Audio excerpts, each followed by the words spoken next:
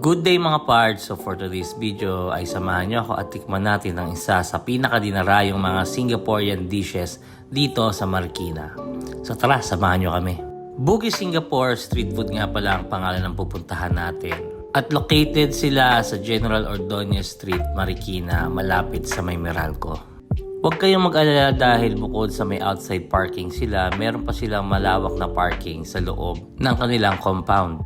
Tara, pasukin na natin ang Bugis. So ayan, pagpasok natin ay makita natin yung mga Christmas decors ng Bugis. At syempre, dahil 10 AM na ay mag-early lunch na tayo. At guys, nakita nyo na napakalawak ng kanilang dining area. So makaka-accommodate siya ng maraming tao. At naswertihan nga natin na medyo konti pa ang tao dahil maaga pa. Usually, lagi silang puno at napakadaming kumakain dito sa Bugis. Ito at naghanap na nga kami ng mauupuan ni Mrs. So tara guys, order na tayo. At bago pa nga lang kami maka-order ay sinervan na kami ng tubig. So panalo ka dyan ate. Plus points sa service. At ito nga pala ang listahan ng kanilang mga menu. Sa daming mga choices, nahihirapan ako pumili. Parang gusto kong tikman lahat. Pero tight ang budget. Kaya naman naghahanap lang ako ng swak at murang ma-order dito sa Bugis. At syempre hindi ako nagkamali. Meron ako dito nakitang combo meal na pasok sa budget ko for today's video. Ayos!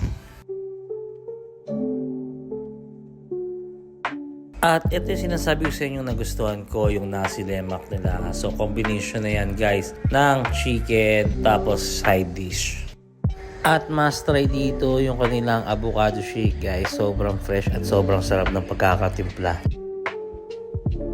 Ito naman yung in-order ni Mrs. na rice bowl. So beef teriyaki siya, may kasamang squid ball, egg at gulay. At madaming serving ng rice. Masarap yung squid ball, premium. Ayan, at dumating na rin yung in-order natin na nasi lemak. So for 295 pesos, may kasama na siyang fried chicken, may shrimp paste, may hard-boiled egg na biniyak sa gitna, at syempre merong dilis tsaka mani. Syempre di mawawala yung kanilang fried rice na masarap. Masasabi ko na for 295 pesos ay medyo worth it naman na siya kasi mabubusog ka na. And malaki yung chicken niya, naghati pa nga kami ni Mrs. And masarap talaga yung chicken. So isa yan sa mga pwede nyong orderin if case na kumain kayo dito sa Bugis.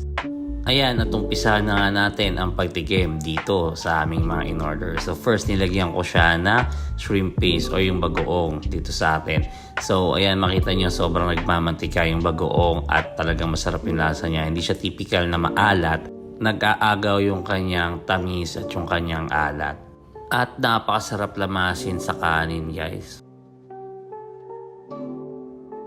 Ito at tinikman ko na nga yung beef teriyaki na binigay sa akin ni Mrs. So nag-share kami, ganyan kami pag kumakain. Kung ano yung ulam ko, ulam niya rin. Tapos kung ano yung ulam niya, ulam ko rin. Para parehas namin matikman. So nanghingi nga lang pala ako ng extra plate at doon ko nilagay yung chicken kasi mahirap mahalo dun sa plate nila kasi medyo maliit at siksik na yung pagkain. So ayoko kasing tumapon yung mga pagkain natin guys, kaya nanghingi ako ng extra plate. Ito guys, napakagandang combination din yung crispy dilis nila dyan na meron pang parang mani na inadobo. So ayos, magandang combination dun sa chicken.